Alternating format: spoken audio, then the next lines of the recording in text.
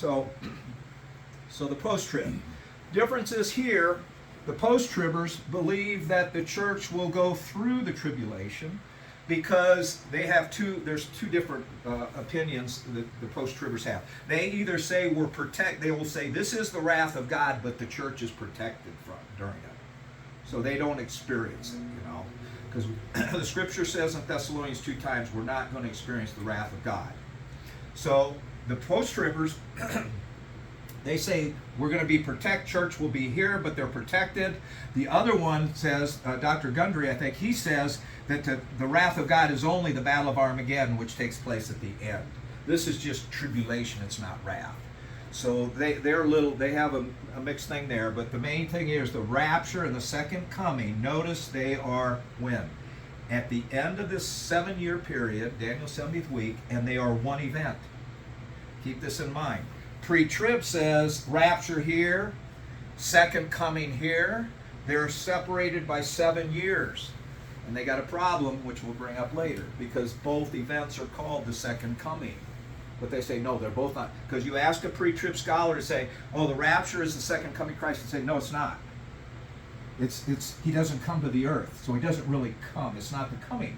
But it's funny because Thessalonians, Paul calls the rapture this, and John, Jesus said, at my coming, and he's talking about the rapture. Pre-tribbers take John 14 to be the rapture.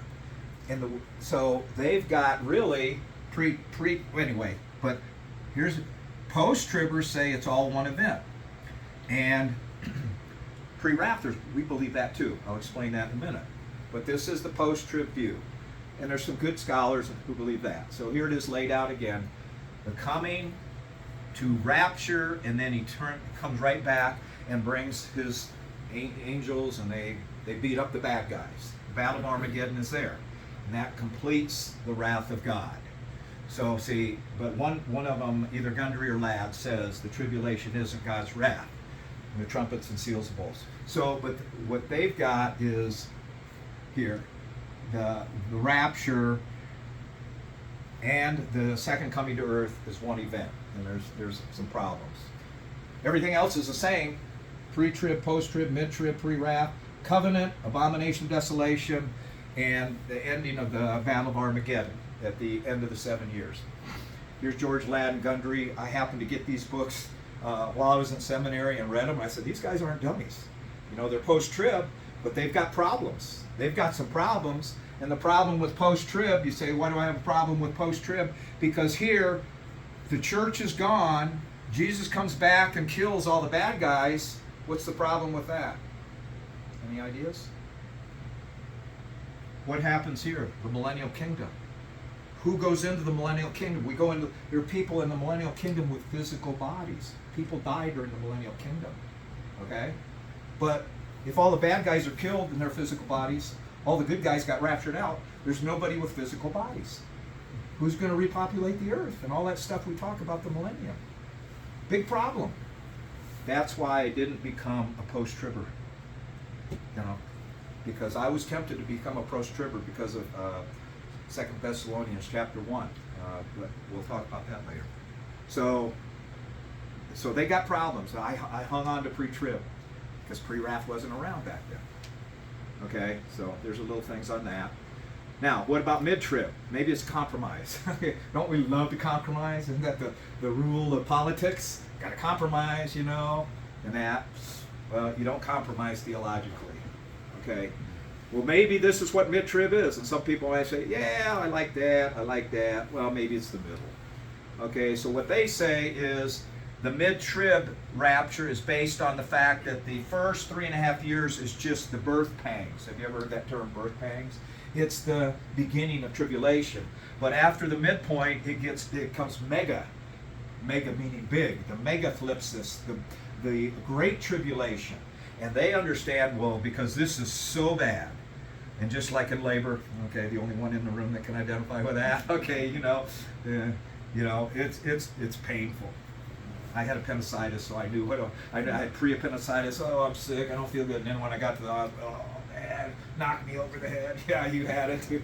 Oh, that was painful. Fun. Yeah, not fun. Anyway, but the second coming then happens just before the start of the at the mid abomination of desolation. Okay, and then Jesus comes back. There's the rapture there, and then his second coming. So again, it's separated by 3.5 years. And there's probably, but here's two great scholars, you know, and there it is laid out in the diagram that I have in my book. So this second half of the 3.5 years, mega great tribulation, that's wrath, but that wasn't. Okay, there's problems with that. This is a minor view now. Very few, you know, a lot of people when I tell them I'm pre-wrath, the rapture happens at the sixth seal. Oh, you're mid-trib. No, I'm not mid-trib. It doesn't happen in the middle. It happens somewhere in between the beginning and the end of the Daniel 70th week, but it's not mid-trib. You know, let me give you more details, which we end up explaining later. Okay, so there's the history. There have been books with scholars, you know, where they present all three. They only presented three views. It used to be pre-trib, mid-trib, and post-trib, a book that was published back in the 70s. Then here in the 90s, they brought in, guess what? Pre-wrath. Who did they knock out? Mid-tribbers got knocked out because it wasn't that popular. And pre-wrath had about 10 years of experience, and they had this guy give his 2 cents worth in the book. So it's the new kid on the block is gaining some momentum. Okay, most recent teaching, and that is the pre-wrath. Now here's something. It's always been there in the Bible. See, some people say, "Oh, it's so new, it's novel, so it can't be true." No, it's always been in the Bible. It just hasn't been recognized. There's a lot of theology. What about the deity of Christ? When did that finally get settled? Right when Jesus was here talking to the apostles? Did they really understand it? No.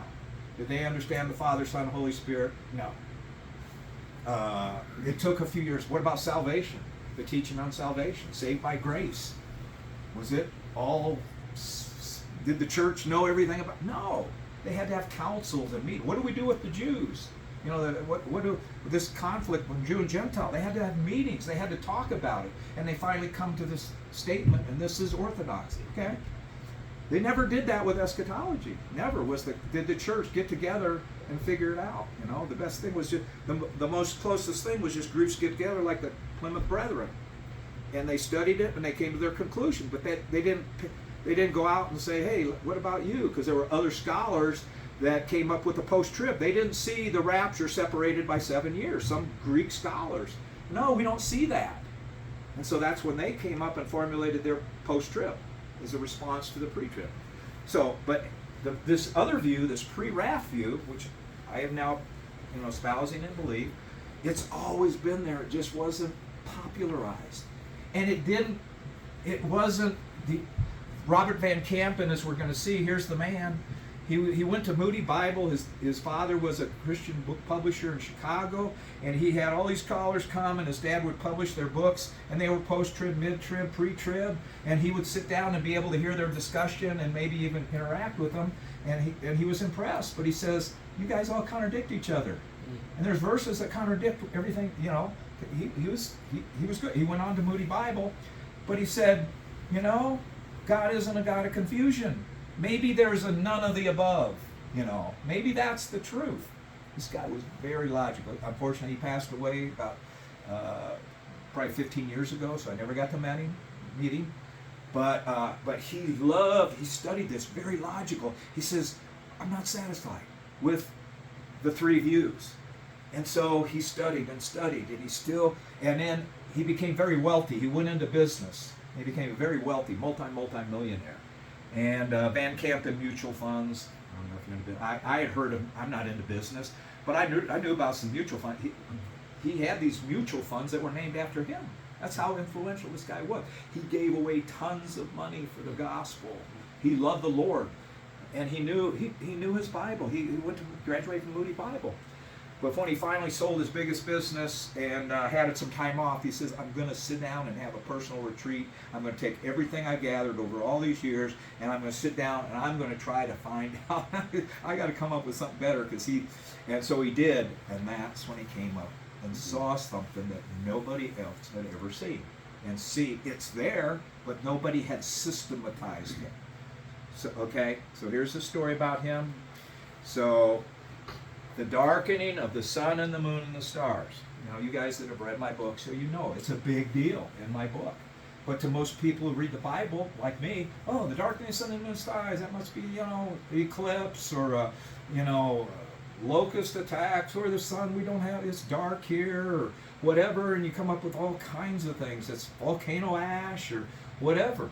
But nobody, no theologians that I've ever read, ever sat down and said, this is a supernatural act of God where he says, lights out, universe.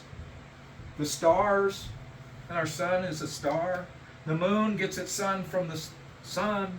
The stars, that's all the natural light in the world. And the Bible said this term is used probably 10 times, 12 times. I don't know, it's a few times in the Old Testament. And in 2 times in the New Testament is referred to. But everyone, oh, it's a figure of speech, a metaphor or something. But he said, he noticed that every time it was used, it wasn't an eschatological. It was talking about biblical prophecy, if you know. It's in that context. And he said, maybe there's something here. What if this is a supernatural event? And that led him to see that God's wrath, because, and we'll see it in just a minute, but that led him to a fourth view, which ended up being the pre-wrath view. Now, he, like I said, there is another Baptist preacher, a fundamentalist Baptist preacher. He's got YouTube videos. He teaches the pre-wrath view. He didn't come up with it from Robert Van Campen. He came up with it when he was in junior high school. And he read Matthew 24. Okay? And he said, oh, there's the rapture. After the tribulation, Jesus comes back and opens the heavens and gathers the elect. It's after the tribulation. So he says the rapture happens after the tribulation and then before the wrath of God. So he was a pre-wrather, before Van Campen was even thinking about it. Because this guy now is probably 55 or so. But I've heard, I listened to some of his teaching. And on the rapture, he's right on, but he didn't get it from anybody. He just got it from reading his Bible and made an interpretation.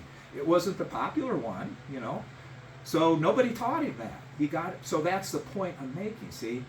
We are taught by people and they influence our thinking and create presuppositions and beliefs.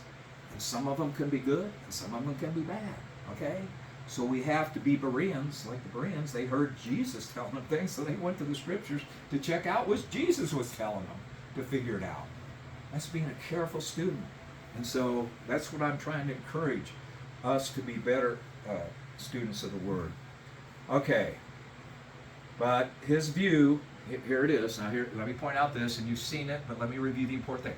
The same, and the same. Here's what's different. The seals are tribulation. They're not God's wrath.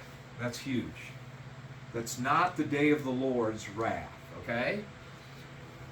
The sixth seal, guess what happens there? The sun and the moon and the stars are darkened. Jesus appears, and we'll go through that in the specific. This is just a really quick summary. The tribulation gets stopped. The tribulation is the event. It's not a period of time, okay? Get you through that? There's nowhere where it says the tribulation is 7 years. The pre-tribbers make it 7 years, but that's nowhere in the Bible. Tribulation isn't a period of time, but they make you believe that, and we buy it because we hear it over and over and over again. But now, as you look at this, and it gets some examination, the tribulation is what's happening there, and Jesus says it gets cut short in the Olivet Discourse. The tribulation will get cut short. Like Charles Cooper says, does 7 years get cut short? No, 7 years is 7 years, And so Daniel's 70th week doesn't get cut short. What's going on during it, which is this, persecution, tribulation, the worst time in the world until this comes along, okay? So that's important, and it can be shown in the Scripture.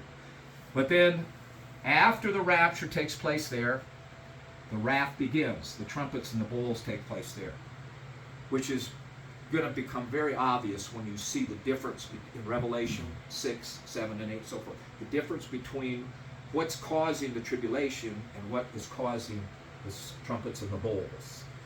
And angels that are sent by God are causing this.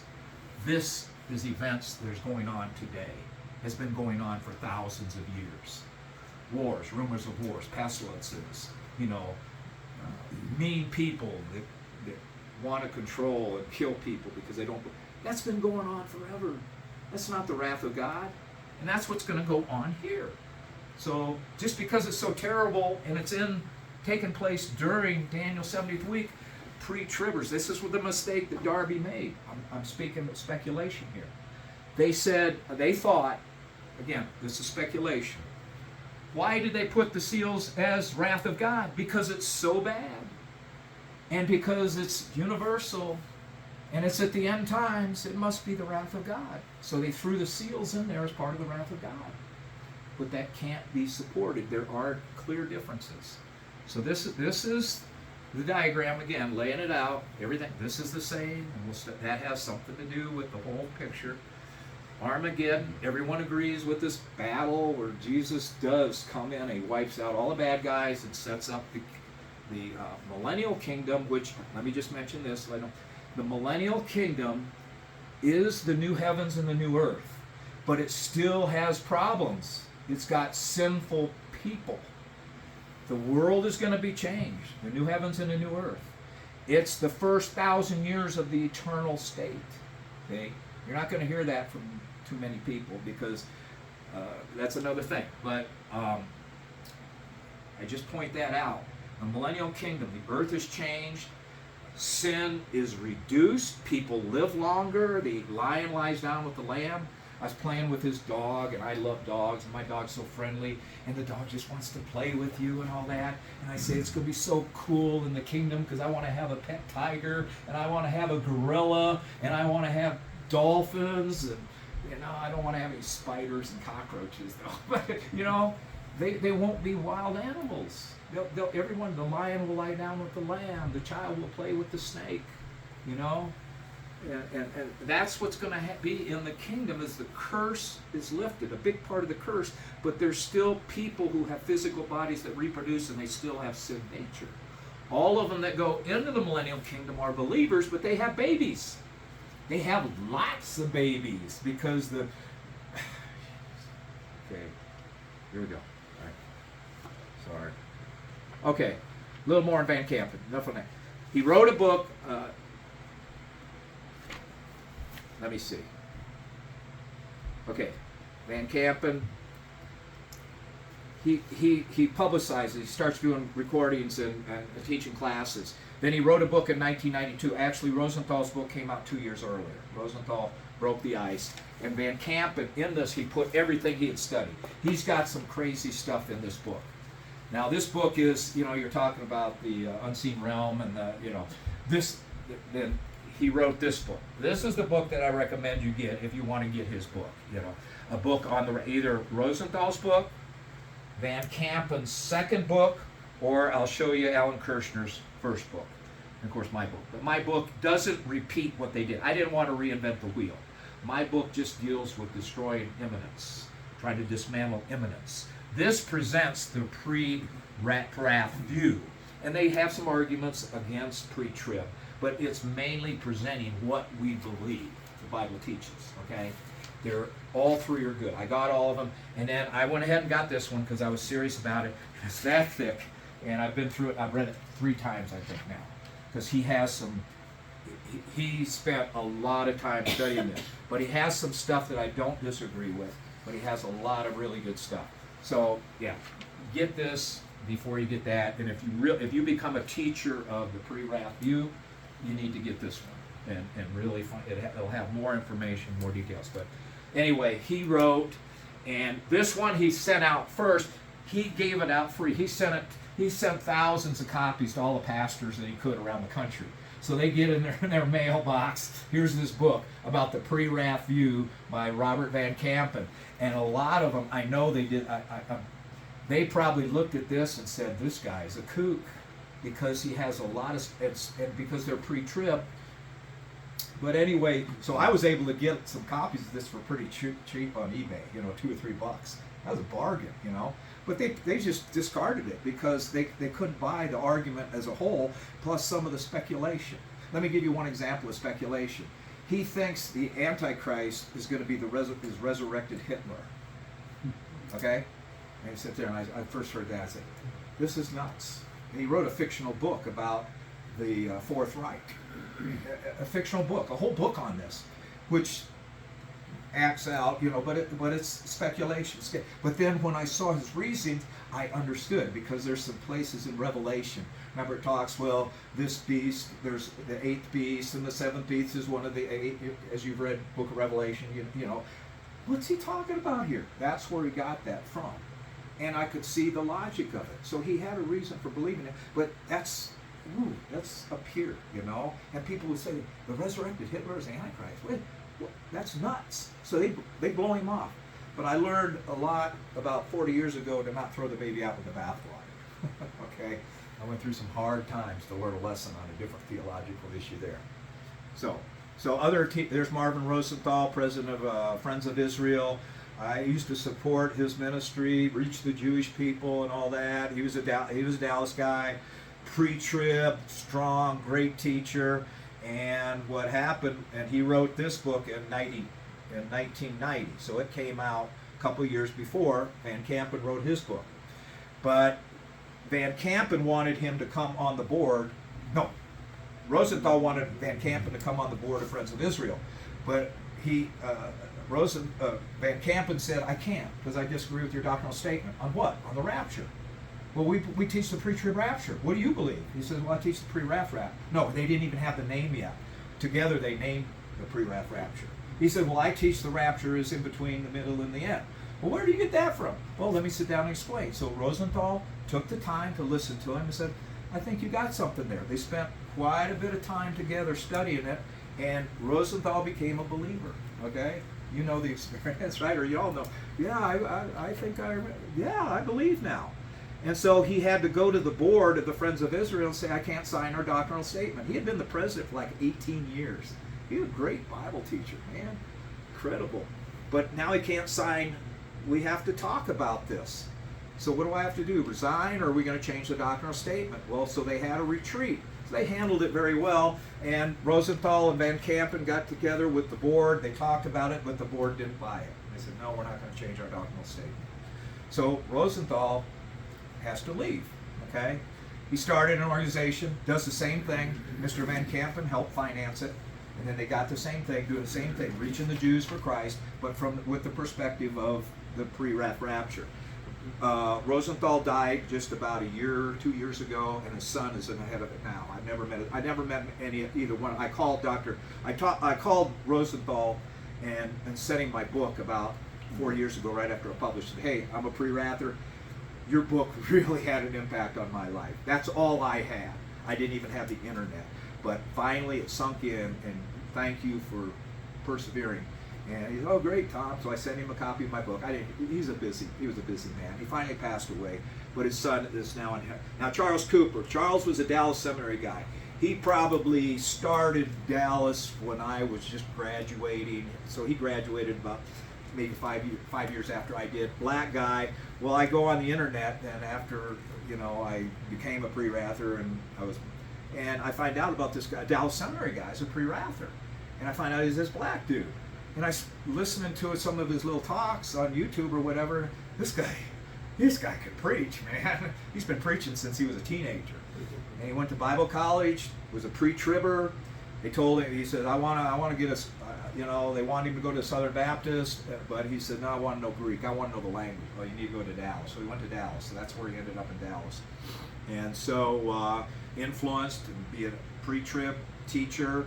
And he gets a job at Moody Bible, and he gets a copy of Rosenthal's book. And his specialty was hermeneutics. He was a very popular teacher at Moody Bible.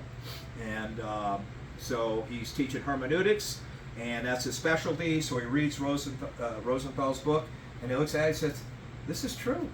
This is good hermeneutics, So I says, I'm a believer, in the pre-wrath rapture. So he's very popular at speaking at Moody Bible conferences. They're all over the country, and he was speaking at one, and he happened to teach a section on the rapture, and he taught the pre-wrath rapture. Okay? Well, he gets back to Chicago afterwards, and he didn't know, but one of the people at the conference called the president of Moody Bible and said, you guys don't believe in the pre-trib rapture anymore? And the president says, yeah, that's what we believe. He says, well, you got one of your profs at the conference, at the Moody conference I just had, and he's teaching this pre-wrath thing. And so the guy says, well, so he calls Charles in. He says, you're teaching this other view on the rapture? Charles says, yeah, it's the best view. Well, you're not supposed to do that. Charles says, why not? Because it's not in our doctrinal statement. You know, the rapture, we don't have a doctrinal statement that states the pre-trib view is true. He tells that to the president. The president, well, you just can't teach that because we don't believe that. We're all pre-trib, just like Charles was. So you can't teach that. I talked to Charles, we're friends. I talked to him when I met him down in Florida, and he's given me, this is firsthand, you know. And he says, so he told me to go back to Dallas and talk to Dr. Ryrie so he could straighten me out. So Charles says, I'm out of here, you know. The guy wouldn't even take the time to listen to him or study it. He just says, get out of here, tradition. This is true, tradition. This is. When I heard that, I began to see this. There's something serious about this thing. These people are, certain people are so locked in on that, and what's their motive? You know, I don't know. But they have their. This was a new young president at Moody Bible. It wasn't one of the guys that's been around there for a long time. So this is an interesting thing. And then as I was talking to some of my friends, and they didn't want to talk about it. They said, no, Tom, I don't believe that. I said, well, let's talk about it. You know, I don't want to talk about it. I'm not going to convince you. Wait a minute, what's going on here? You know, that's when I began to say, this is spiritual warfare. This is important. Why is it that these Christians don't want? Well, I don't know, but I came to my conclusions because I felt just like Rosenthal when he became pre-wrath. 10 years, the church this is going to be the major view. Okay, so Charles has written a lot of stuff, good stuff. I wouldn't necessarily get this book though, but his thing on there are some really good stuff in here. But I got it. I on the abomination of or on Mystery Babylon and Daniel 9 on the dating of the 70 weeks. He's really good, but some of it is super scholarly. That's way above here. But he wrote that book, and he's full-time writing a study Bible from the pre-wrath perspective. He's been working on that now for 10, 11 years. Because I was down there when he was just met with him a couple times, and I've met with him about 3 times, and we talked on the phone. He's a good scholar, so when that thing comes out, it's going to be pretty good. He's a very careful scholar. Now, Alan Kirshner is kind of the new guy. He's a former wrestler. He's from Wisconsin. He wrestled for Ben for a year at Messiah, right? Is that Ben's school, Messiah Bible College? Or Maranatha. Yeah, he was there, and then he was also came down and was at Liberty when Don Schuler was coaching at Liberty, and he really wanted to get on the mat. But he said, no, I got to commit myself to my scholarship, you know. But he also had Rosenthal's book back when he was in Bible college and read it, and he says this is true. And then he pursued, and he started teaching it and that. But in the last 7 or 8 years, and Charles Cooper told me he's the up and coming leader, you know, because he's young. He's 45 or so. Still wants to grab a hold of me and wrestle when we see. So we're good friends, and we'll see more about Alan in a minute. But he held this debate in Dallas about 8 years ago. I encouraged him. With the debate, I paid to have it video recorded, and it's on YouTube. So that's also in the back of your book. This debate was done before I wrote my book. So 3 hours of it. It's a formal debate, and you'll see the deal on 2 Thessalonians 2. But I was disappointed. I was telling these guys I was disappointed. I went up to Alan during the debate and after the debate because I said, you didn't nail him on imminence. And he said, yeah, I was presenting the pre-wrath view, and that's against imminence. So he thought just by presenting his teaching, he was destroying. No, you got to nail it. You got to nail it, okay? And really attack it. Because Dr. Ice was up there saying it's the next prophecy to be fulfilled and it can happen any moment. And why didn't you go after it? But he wasn't prepared. His game plan wasn't for that. It's like in football. You have a game plan. But let's say the best defensive cornerback is on the other team, the best in history, Deion Sanders or something, and say he gets hurt. Are you going to keep passing over here, to these guys because you've been avoiding where Deion Sanders was playing, but he got hurt, now he's out of the game? No, you change your game plan. You start passing over there because the second string guy has replaced the best guy in the league, right? Allen didn't change his game plan because he wasn't prepared, even though he doesn't know all of my arguments, but he said he knows a lot of arguments. He's a sharp cookie. And so then I went over to Dr. Ice right after the debate, and I said, Dr. Ice, can I ask you a question? And he says, yeah, what is it? I said, when did the rapture become imminent? Because if you're familiar with my book, that's my first question. When did the rapture become imminent? What's the last prophecy to be fulfilled that makes the rapture the next one? He says, I don't know. He said, I don't know. But the book of Thessalonians teaches the imminency. And I said, I didn't say anything. My proverbial jaw dropped to the floor. And I said, well, I can follow up now with my next question that I had already formulated. I hadn't written my book. This is about a year before I started my book. But this was huge in motivating me to write my book. He can't answer. This is the leading guy. This is the leading guy in the world, the head of it. And he says, I don't know. And I didn't go and pursue it because we'd already been there 3 hours. Everyone was kind of tired. So I just dropped it, walked away. He said, okay, I got to write my book. And then Allen's book, this one, Antichrist Before the Day of the Lord. Again, very good, basic, very similar, a little bit different but those 3 books are the foundation, and I didn't want to write another book. Then there's another lady who was my editor of my book, and she wrote a book. She became a pre-wrather, and she wrote her book, big book like this. She's smart. She was too smart because she changed some things in my book that I didn't want to change, So I had to come back and, no, I want that part. But she was good. She if you read my book, you'd be pretty impressed. It's pretty decent. I've had some friends who read lots of books. I said, this is good, Tom. Well, she makes me look pretty good, Was she also a wrestler? No. I'm seeing a theme here. I'm not a wrestler, so I don't know if I can be a pre-wrather anymore. I'm like, it's the whole wrestling thing. Okay, are there other opinions besides the partial rapture? This says that after death, resurrection, then Daniel 70th week start, and if you're walking with the Lord, you're godly, and things are tough here, Jesus will rapture you up. But when you get your life straightened out, good, it's kind of like purgatory for the Catholics in a sense, You see, get your life straightened out, and then you can come up here. But some people actually teach that, not too many. Okay, another one is they don't care. This is a huge problem. Indifference. They don't care about the rapture. It's too complicated. It's too divisive. We need to avoid it. I get that all the time by Bible teaching. No, we're not going to teach it. Maybe you've heard it, or maybe you felt the same way. Well, it'll all pan out in the end. You hear that? Right? It's not. Why worry about it? I'm pan-trib. It'll all pan out in the end. Ha ha ha ha. I used to laugh at it, but I don't anymore. When you're pre-trib, you kind of don't care that much.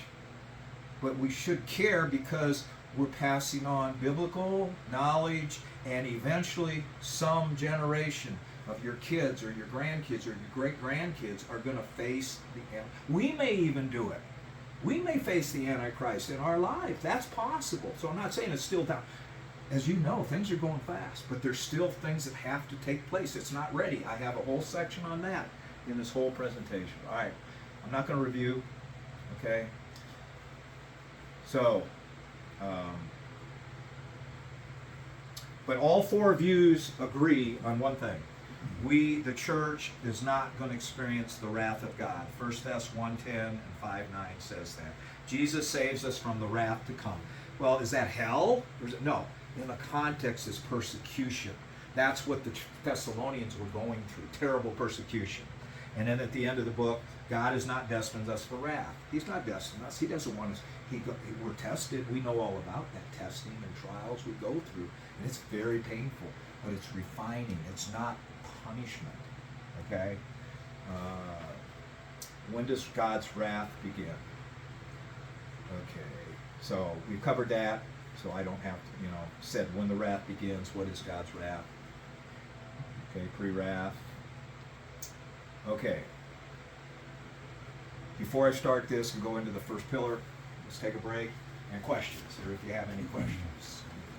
You can sit and yeah. I have at least one. So you said with the millennial kingdom, so that 1,000-year reign is the new heaven and new earth. The new heavens and the new earth will be here. And that's Isaiah 65 is talking about the new heavens and the new earth, but people are going to be dying at an older age. People are going to be living. Well, is there death in heaven? No. Eternal state? No, there's no death in heaven. But the millennial kingdom is different from the eternal state, because there's people that are reproducing, and the curse on the earth is lifted, and Satan is bound. There's all kinds of tremendous things that take place when Jesus is on his throne ruling. We are going to be co-ruling and reigning with Christ if we're faithful to him, and he gives us responsibilities, and it's going to be a blast, man. So let me but that only lasts 1,000 years. Right. Yeah. Well, no, because I want to pick at that a little bit, because like I've heard it from different viewpoints. Yeah. I've heard, like, if you're a Christian at the time of the rapture, right, you're out of here. Yeah. We're now in heaven. But the 1,000-year millennial reign is not not Christians or saints who have been raptured. It's only people who are still here who have either become Christians, well, they would have become, but have survived through that wrath period. Yes, exactly. And because we know some people are still going to survive. They're protected, and we'll cover that later. So is what you just said makes me think that then the saints that are raptured will come back down during that 1,000-year reign. That's true. We will be. Okay. We'll have we have our thrones. We will co-rule in Christ with here on earth.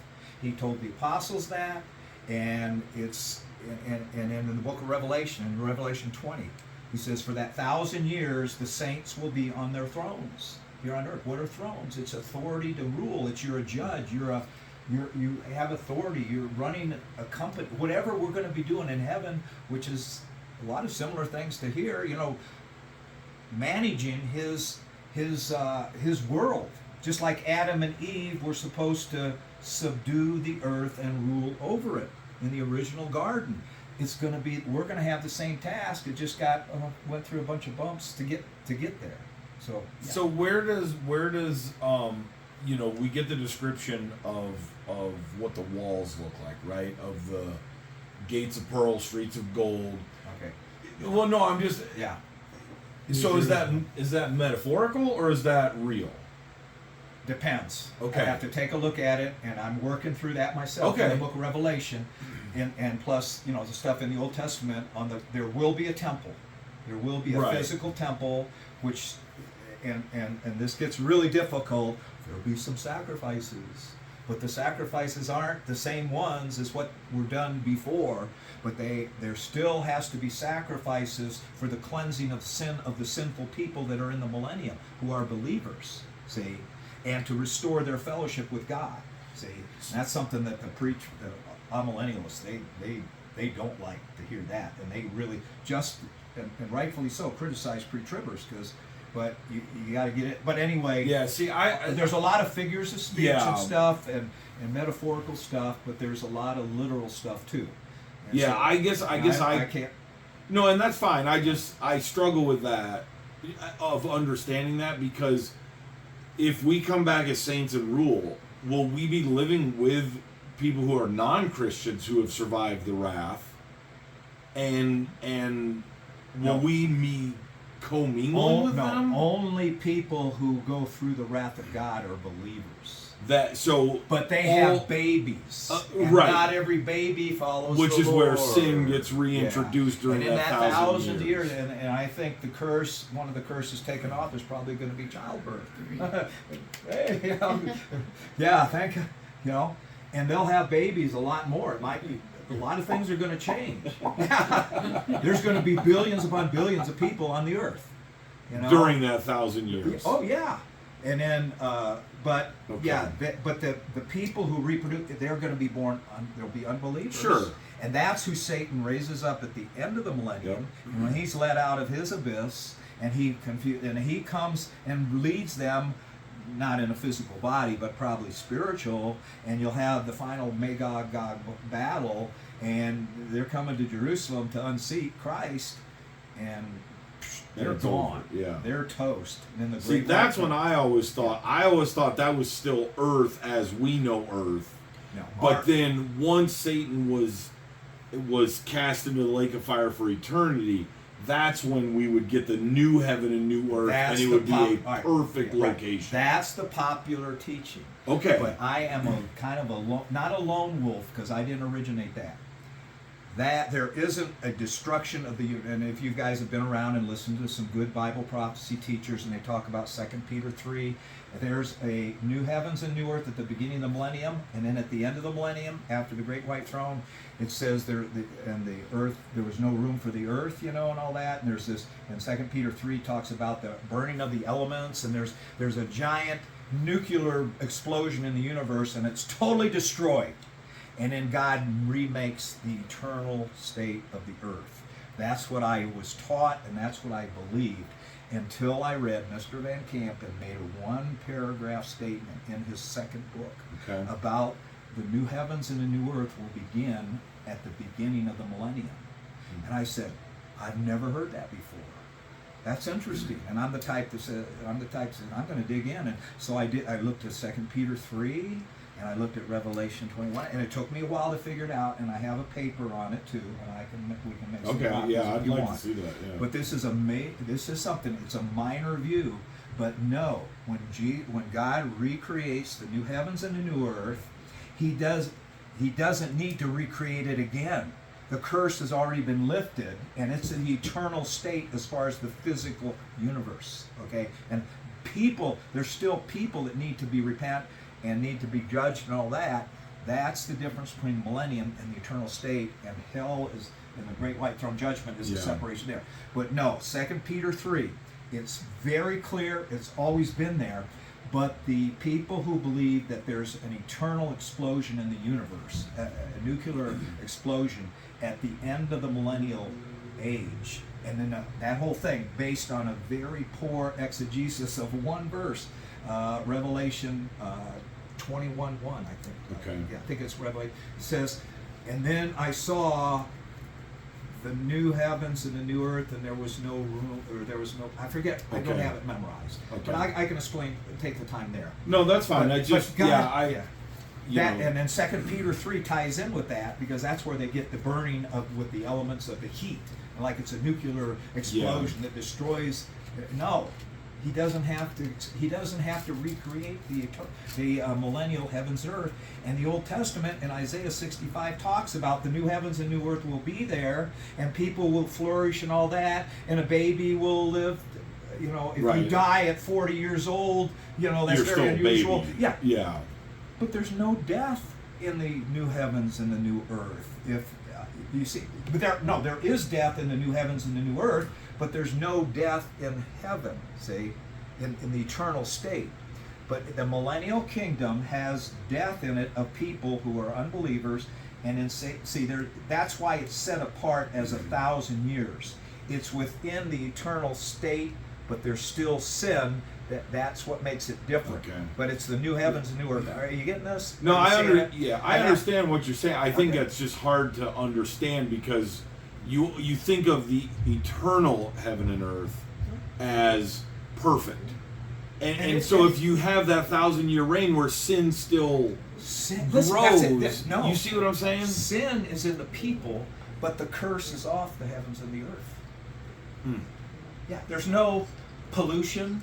There's no weeds, volcanoes, no weeds, no spiders, no weeds, no mosquitoes. All right, no mosquitoes. All right, no, you're good. We spent. I want to get along here. No, you're fine. Okay. Any other questions?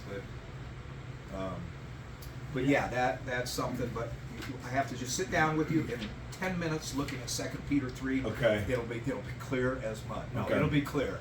And we can look at that tomorrow. I've asked a lot of people about it. I run it by them, and they don't even know. They just buy into what they've heard. Yeah. Just like I bought into it, but Mr. Van Campen planted the seed, where he talked about the new heavens and the new earth is at the beginning of the millennium. And then as I looked at 2 Peter 3, I said, oh man. And then I realized, anyway, all right.